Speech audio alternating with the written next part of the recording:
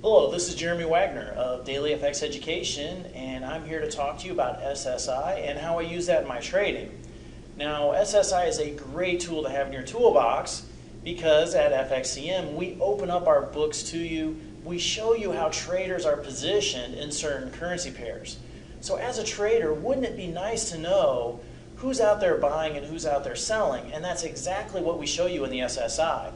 Now, intuitively you may think, well, gee, if I open up the SSI and I see that there are the majority of traders who are out there buying, then that means I need to go out and buy as well. No. Actually, SSI is a contrarian type of signal, meaning when you have a lot of buyers on SSI, then we're going to be looking to the short side of the trade. Let me give you a different analogy that will hopefully drive this point home. So let's say that you've got a boat and you're out on the river and you've invited 99 of your closest friends to come along with you. You're going to have a little party out on the river.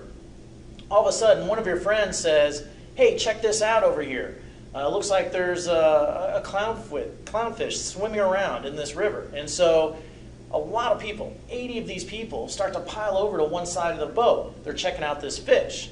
Now, you're starting to get a little nervous because you know if there's too many people that get on one side of the boat, then the boat has the potential to go ahead and flip over. And so that's what SSI is, except for in the trading world. And that's actually the first thing that I'm looking for when I'm out looking for an SSI trade. I'm looking for the most extreme number.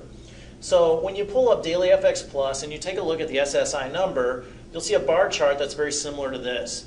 So I'm going to be looking for the most extreme of these numbers, and hopefully numbers above +2 or below -2. So on checking this out, I can see that this number up here is only slightly above +2. Maybe it's a 3. This number here looks to be, much greater, possibly a -4 here. So this is the one that I'm going to focus in on because it's the most extreme of all these numbers. And again, to drive home that point with the boat, the more people you have to one side of the boat. If you had 70 on one side of the boat, you might be a little nervous. But if you had 80 or 90 people on the same side of the boat, you would be really nervous. And so the more extreme, the better.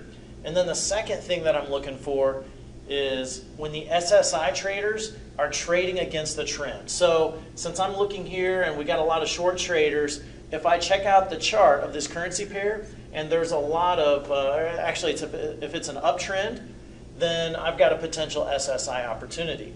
So let's say that this is the chart of this guy right here. Indeed, it is in an uptrend. We got a lot of short traders out there, and probably what these short traders are looking at is they're seeing this level of resistance up above using this high here. And a lot of times traders will come in, they'll see this long and strong up move, and then as prices come up here, since they turned here before, they're going to come in and sell short. Now, it seems logical, but it may not be the most high probability trade because with the trend being up, there's still a very good chance that prices are going to break up through these levels and continue on its upward trend. The big money knows that the money's to be made in following the trend. And so the second key here, when the SSI are going against the trend, that can oftentimes add rocket fuel to the trade. So I'm going to look for a breakout trade. I'm going to look for prices to enter up into this area above the resistance. I'm going to place an entry order up here. Once prices get up there, I'm going to get tripped into the trade going long. And again, a couple of things why that's important to me is number one, if you're selling short, a lot of these folks over here are selling short, you're most likely going to be placing your stop up in this price level. And so if I'm placing my entry, and all of a sudden these stops get tripped, or traders get margin called, or if they get frustrated, go ahead and close out their trade. Well, if you're in a short sell position, how do you close out your trade? You got to buy it back. And so there's some rocket fuel, potential rocket fuel to my trade.